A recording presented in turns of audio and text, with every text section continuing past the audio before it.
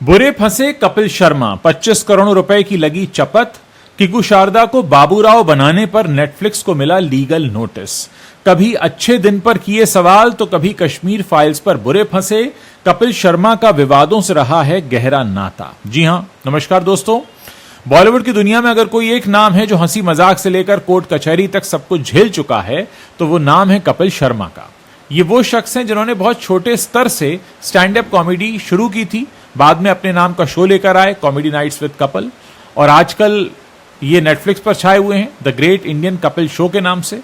लेकिन ये जो कपिल शर्मा हैं, जो दर्शकों को हंसाने के जादू जानते हैं, उनका विवाद कभी पीछा छोड़ते ही नहीं है। कभी राजनीति के मैदान में कूद पड़ते हैं, कभी धार्मिक भावनाओं को छू लेते हैं, और अब ताजा ताजा मामला एक ऐसा है जिसमें इनका पूरा शो ही खतरे में पड़ गया है। इनको मिला है 25 करोड़ रुपए का लीगल नोटिस। जी हां, हेरा फेरी का जो आइकनिक कैरेक्टर है जो परेश रावल ने निभाया था, बाबूराव का कैरेक्टर, इसी को लेकर फिल्म के प्रोड्यूसर फिरोज नाडियाडवाला ने नेटफ्लिक्स और कपिल की टीम पर तलवार चला दी है। यह सिर्फ एक मजाक का केस नहीं है, बल्कि कॉपीराइट की एक ऐसी जंग है जो अक्सर बॉलीवुड की क्रिएटिव वर्ल्ड में खड़ी हो जाती है। सबसे पहले बात करते हैं पूरा मामला है क्या। असल में 20 सितंबर को the great Indian Kapil show का एक एपिसोड आया।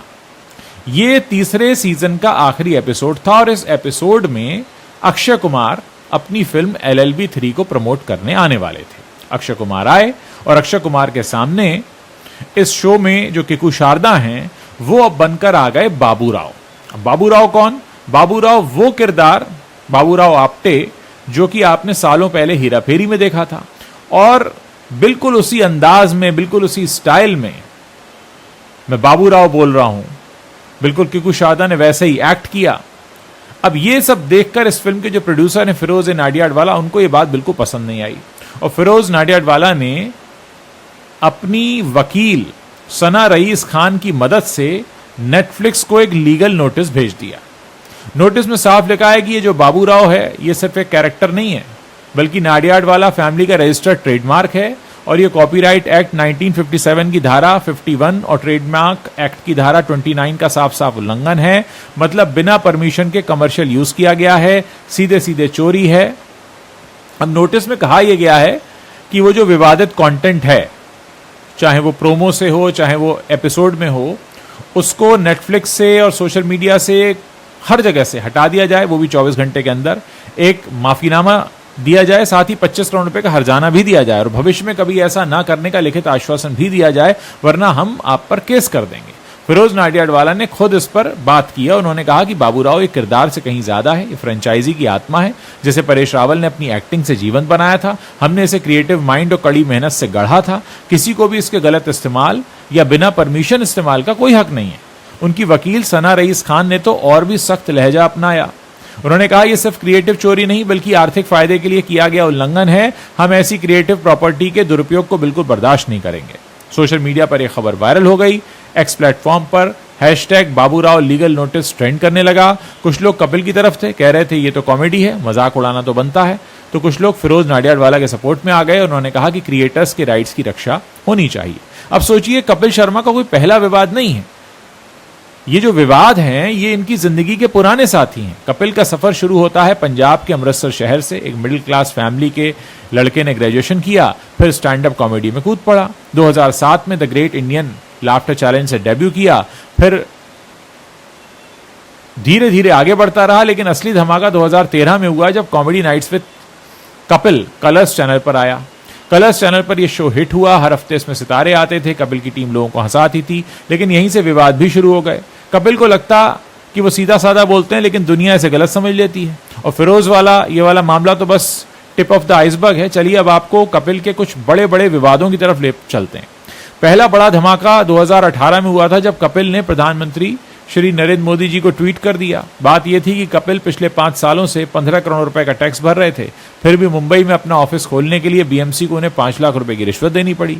कपिल ने ट्वीट में लिखा, सर क्या ये आपके अच्छे दिन हैं? बस ये ट्वीट वायरल होते ही विवाद छिड़ गया। सोशल मीडिया पर ट्रोलर्स की बाढ़ आ गई। कुछ ने कहा कपिल ने सिस्टम पर सवाल उठाया है, अच्छा है, तो कुछ ने उन्हें ट्रोल बनाया, मीम्स बने, हैशटैग चले। कपिल को इतना दबाव झेलना पड़ा कि वो विवाद से बचने के लिए उस वक्त भागकर मालदीव चले गए। वहां से वीडियो पोस्ट किया, लेकिन ट्रोलिंग रुकी नहीं। आखिरकार कपिल ने सफाई दी कि उनका इरादा किसी को ठेस पहुंचाने का नहीं था, बस उन्होंने तो अपनी परेशानी शेयर की। इस विवाद ने उन्हें सिखाया कि पॉलिटिक्स में कूदना आसान नहीं है, लेकिन कपिल हैं कि वो हार मानने वाले नहीं हैं। फिर आया साल 2022 का, कश्मीर फाइल्स रिलीज हुई और द कश्मीर फाइल्स, जो कि कश्मीरी पंडितों के दर्द पर बेस्ड थी, जिसे विवेक अग्निहोत्री ने बनाया था, उन्होंने ट्वीट किया कि कपिल ने उनकी फिल्म को शो पर प्रमोट नहीं किया। विवेक ने आरोप लगाया कि कपिल ने जानबूझकर उन्हें इग्नोर कर दिया। कपिल ने जवाब में अनुपम खेर का एक पुराना वीडियो शेयर किया, जिसमें अनुपम कह रहे थे कि उन्हें शो पर बुलाया गया था, लेकिन ये वीडियो आधा अधूरा था, तो अनुपम खेर भड़क गए। उन्होंने कहा कि कपिल ने आधा सच दिखाया, हाँ बुलावा आया था, लेकिन वो फिल्म प्रमोशन के लिए नहीं था, बल्कि पर्सनल अपीयरेंस के लिए था। ये ट्विटर वॉर चलने लगी। विवेक अनुपम एक तरफ, कपिल दूसरी तरफ। दर्शकों ने दोनों को सपोर्ट किया, लेकिन कपिल को काफी बैकलैश देखने को मिला।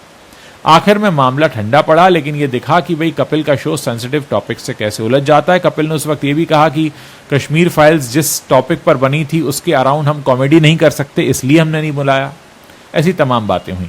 साल 2020 में एक और विवाद हुआ था भगवान चित्रगुप्त जी पर। द कपिल शर्मा शो के एक एपिसोड में कपिल ने भगवान चित्रगुप्त जी, जो कि हिंदी माइथोलॉजी में ऐसा माना जाता है कि कर्मों का हिसाब किताब रखते हैं, उन पर एक जोक मार दिया। जोक ऐसा था कि कायस्थ समाज, जो भगवान चित्रगुप्त जी को अपना कुलदेवता मानते हैं, उनको ठेस पहुंच गई और सोशल मीडिया पर गुस्सा भड़क गया। #बॉयकॉट कपिल शो ट्रेंड करने लगा। कायस्थ संगठनों ने शो को बैन करने की मांग कर दी। प्रोटेस्ट होने लगे। कपिल को झटका लगा। उन्होंने तुरंत पब्लिक अपॉलॉजी जारी कर दी और उन्होंने कहा कि उनका इरादा किसी की भावनाओं को आहत करने का नहीं था, बस कॉमेडी का हिस्सा था। अपॉलॉजी में उन्होंने भगवान चित्रगुप्त जी से माफी मांगी और समाज से हाथ जोड़ लिए। मामला शांत हुआ, लेकिन कपिल को एहसास हुआ कि भाई जोक्स की लाइन कहां खींचनी है। लोग आहत हो जाएं तो मामला बड़ा हो जाता है। ये तो बस 3 उदाहरण हैं। कपिल के विवादों की लिस्ट काफी लंबी है। 2017 में एक फिल्म के प्रमोशन के दौरान फवाद खान का मुद्दा भी उठा था, जहां कपिल ने फवाद खान, जो कि पाकिस्तानी एक्टर है, उनको शो पर बुला लिया था। 2019 में सुनील ग्रोवर से झगड़ा हुआ, जो कॉमेडी नाइट्स छोड़कर चले गए। ये पर्सनल था, लेकिन बाद में पब्लिक हो गया। कपिल ने कहा था कि ये क्रिएटिव डिफरेंसेस थे, लेकिन फैंस ने बाद में दोनों को अलग अलग सपोर्ट किया। फिर 2021 में वैक्सीनेशन पर उन्होंने जोक किया, जो कुछ लोगों को काफी पॉलिटिकल लगा। हर बार कपिल विवाद में फंस जाते हैं, फिर सफाई देते हैं और फिर वापस हंसाना शुरू कर देते हैं। लेकिन एक बात साफ है कि विवादों ने उन्हें काफी मजबूत बनाया है। आज the great Indian Kapil show Netflix पर 100 मिलियन से ज्यादा व्यूज क्रॉस कर चुका है। सीजन 1 से सीजन 3 तक सलमान, शाहरुख, दीपिका सब आए हैं। कपिल की होस्टिंग स्किल्स कमाल की हैं। वो किसी भी गेस्ट को असहज नहीं होने देते, बल्कि उनकी कहानियां खींचकर निकाल लेते हैं। लेकिन अभी जो बाबू राव वाला केस है, ये अलग है। ये क्रिएटिव राइट्स का मुद्दा है, जो इंडस्ट्री को सोचने पर मजबूर कर रहा है कि क्या कॉमेडी शोज को आइकनिक कैरेक्टर्स का इंपर्सोनेशन करने का हक है या नहीं है, या हर बार परमिशन लेनी पड़ेगी। फिरोज नाडियाडवाला का स्टैंड साफ है। हेरा फेरी जैसी फिल्में करोड़ों कमाती हैं, कैरेक्टर्स उनकी पूंजी हैं। कपिल की टीम ने अभी तक कोई ऑफिशियल रिस्पांस नहीं दिया है। शायद नेगोशिएशंस चल रही हैं। अगर ये मामला कोर्ट जाता है तो लंबा चलेगा। अक्षय कुमार ने अभी चुप्पी साधी हुई है, लेकिन उनका जॉली LLB 3 इससे प्रभावित भी हो सकता है। कपिल शर्मा की जिंदगी एक रोलर कोस्टर रही है। कभी ऊंचाइयां, कभी गिरना, कभी वापसी करना। विवादों ने उन्हें काफी बदनाम किया, लेकिन सक्सेस ने उन्हें नाम कमाकर भी दिया है। क्या कपिल फिर से मुस्कुराते हुए इस विवाद से बचकर निकल जाएंगे, या ये विवाद उनकी हंसी की दुनिया को बदल देगा? आप अपनी जो भी राय इस पर रखते हैं, हमारे वीडियो के नीचे कमेंट सेक्शन है, वहां लिखकर जरूर बताइएगा। मुझे आपके कमेंट्स पढ़ने का इंतजार रहेगा।